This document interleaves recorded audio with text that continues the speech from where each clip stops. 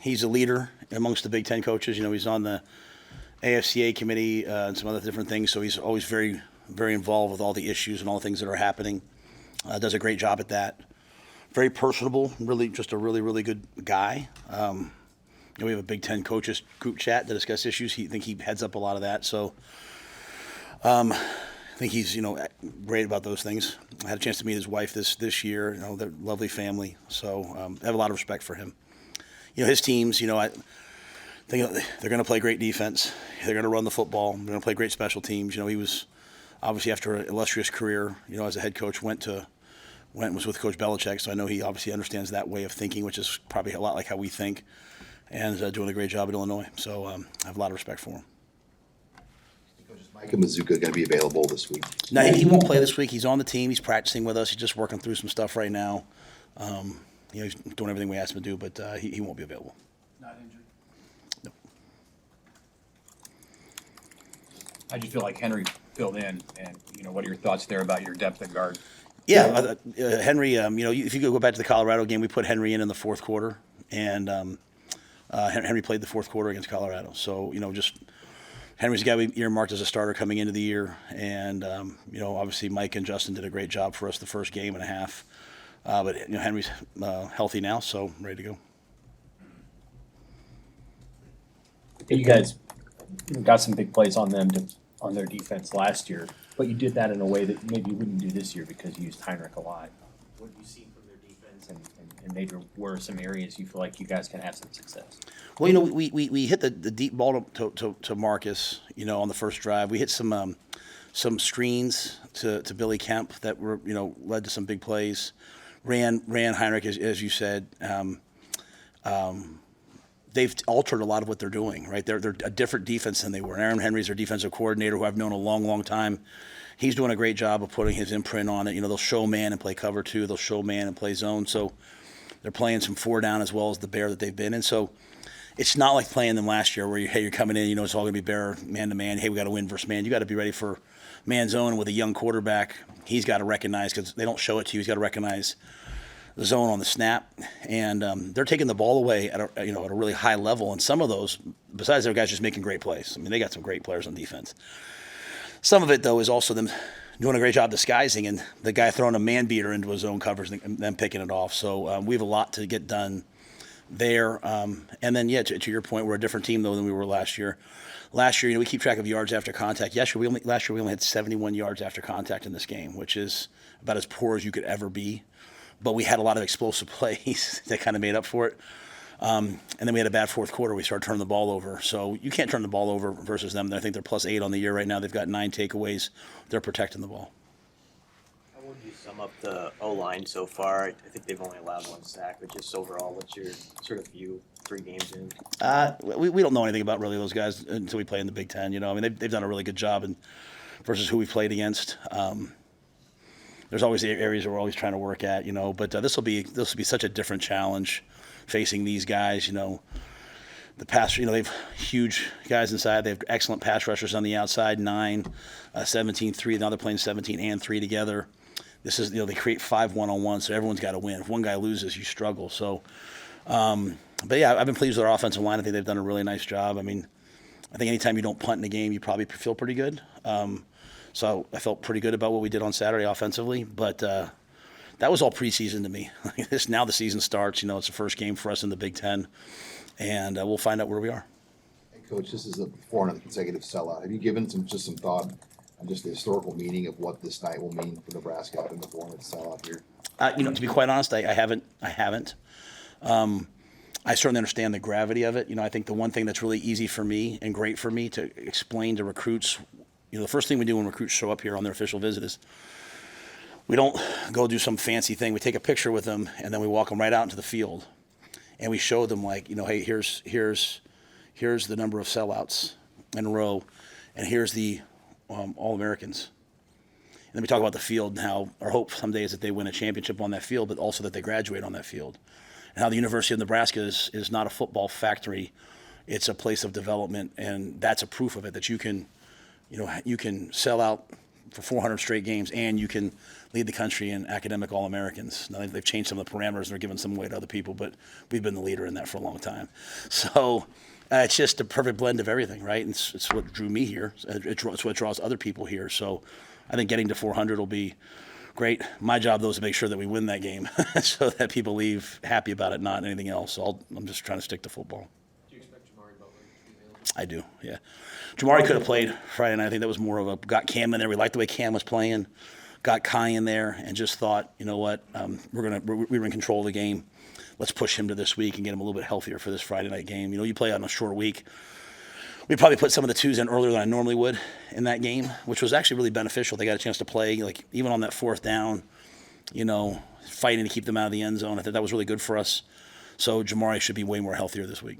You talked about preseason, preseason being over. Given your experience in the NFL too, you approach it the same way, obviously, game week. But could you talk about how the heightened stakes now that it's league play? Yeah. So I mean, you think about it very simply. Our goal is to go 1-0 every week. Now that we're over with it, though, when you look back on it in hindsight, like you went 1-0 in non-conference play, which is what we're supposed to do. Good teams do what they're supposed to do. But now we start the Big Ten, and we're trying to compete to win the Big Ten. That's why we're in it, right? So, all of these games matter. All these games are important, and so this is a great opportunity. It's our first league game, and so yeah, we didn't certainly approach the preseason like the preseason. But to me, it's just, hey, now we're entering Big Ten play, so our approach doesn't change, but just the gravity of the situation was a little bit different. How do you feel like You guys have played in terms of your physicality, not only in the games but in practice. Like as you go in Big Ten's a physical league, how do you feel like you guys are doing physically? I think we're doing fine physically. I mean, I think defensively, I think if you asked everyone on defense, they didn't like the tackling the other night. Our yards after contact, which has been in the 80s, the first two games was 180. So it was 100 yards more than it had been. So I think that was something that really kind of bothered us. Even at halftime, I was very calm and stoic at halftime. I was like, hey, you're going to win the game. What's bothering you guys right now, which is a really great thing. I'm so happy that it bothers us. Like, we're not just happy to win. Now we're starting to play to a standard and understand, like, when we're not playing to the standard, it really bothers us. So, giving up a long drive and giving up 3 points in the first drive really bothered them.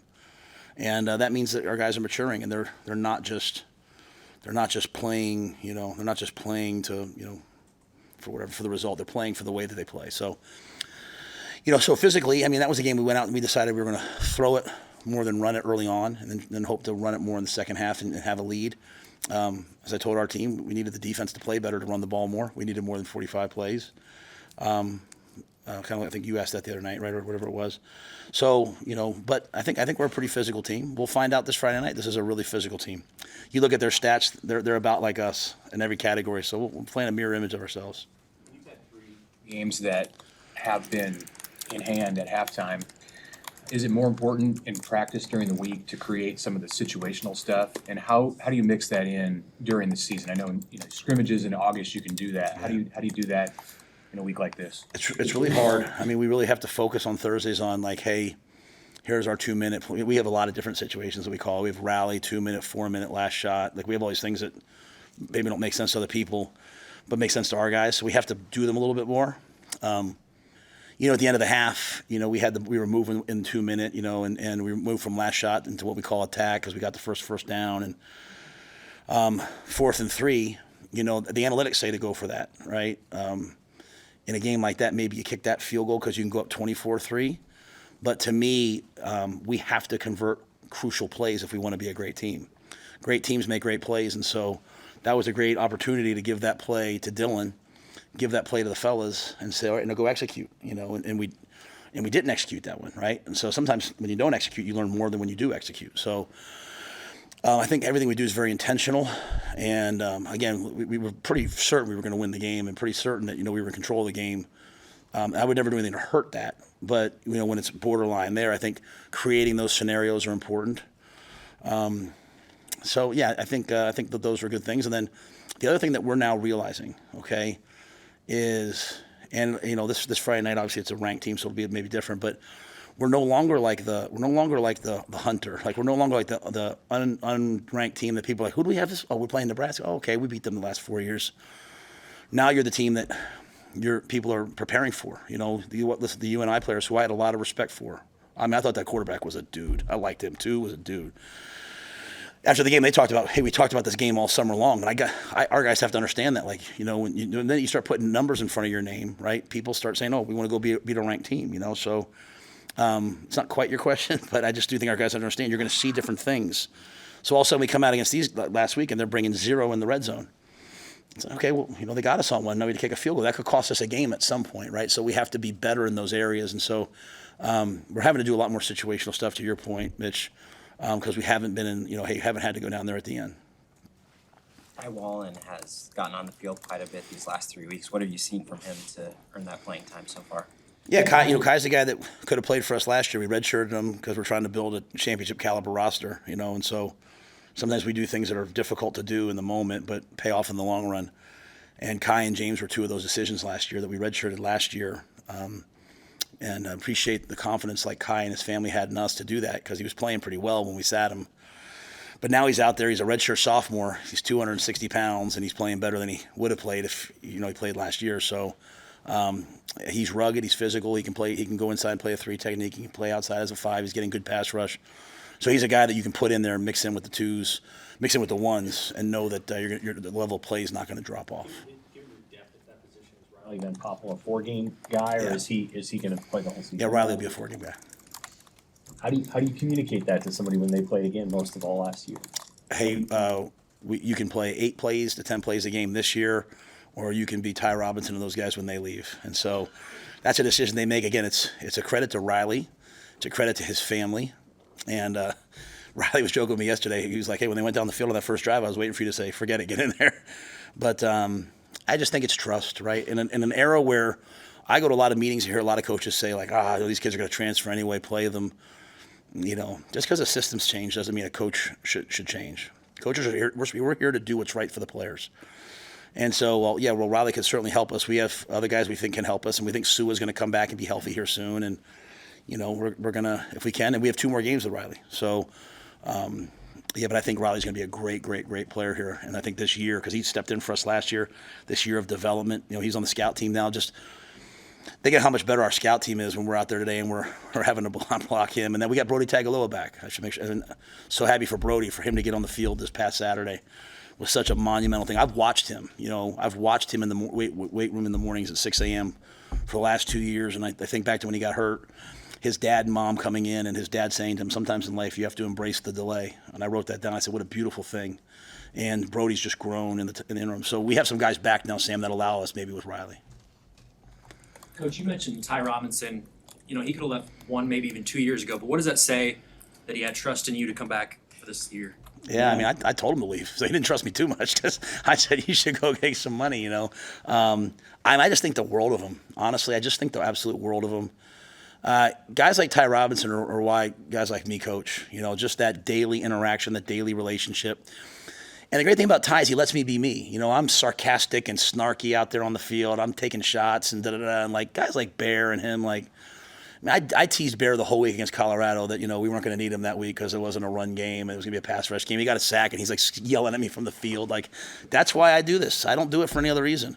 I love watching those guys. And so Ty's bringing that group along too. Ty's bringing that group along. And what I love is when they leave, their legacy will be here. And Ty talks a lot about the guys who were here before him. So it wasn't like there wasn't great leadership in the D-line room before that. Coach Dawson, all those guys did a great job. Ty talks a lot about that. But Ty, Jamari, Nash, I can't imagine a better group. And next year when it's Cam and Riley and those guys, I don't think we'll skip a beat. Did you see him take out with Tenza?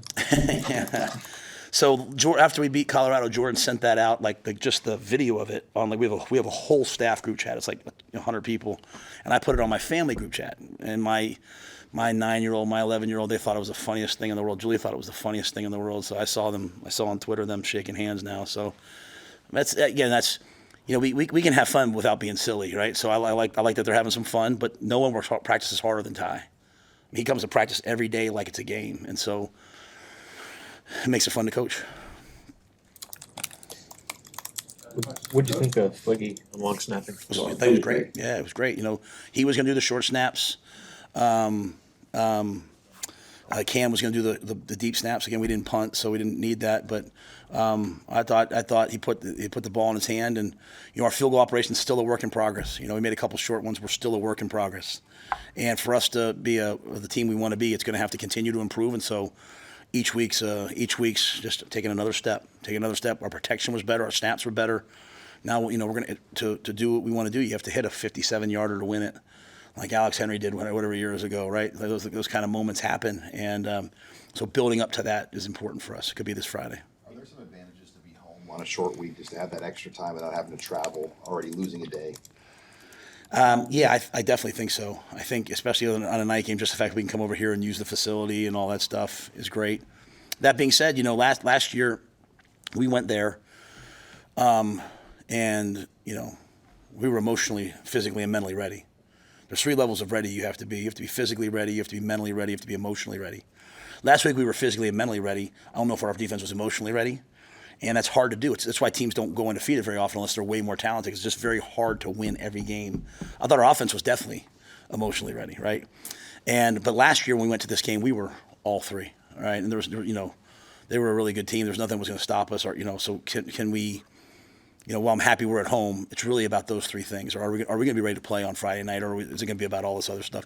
This is going to be an absolute battle. They're a really, really good team, and it's why in preseason when people start asking about the schedule's easy early, is it? I mean, I'm looking at power rankings now, and we have one of the hardest schedules in the Big Ten moving forward that coming out last week, right? So all that preseason fluff everyone talks about is not real. You get to especially now in the transport portal era, you better just get to the season and see who you're playing.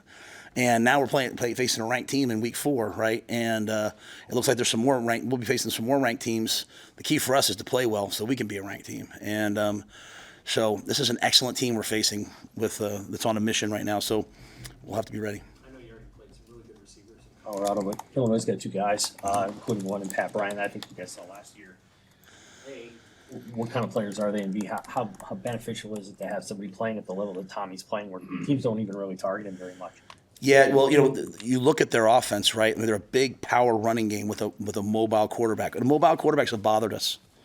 Okay, mobile quarterbacks have bothered us, but they have 2 explosive receivers on the outside, right? So whether it's Bryant, whether it's Franklin, like they can attack you, and they do a good job of they try to stress you by putting them both out here. So you either have to play a 1-on-1 to stop the run, or you have to double them and play cover 2 or quarters or something like we did against Colorado, and now they can run the football with a 250-pound back.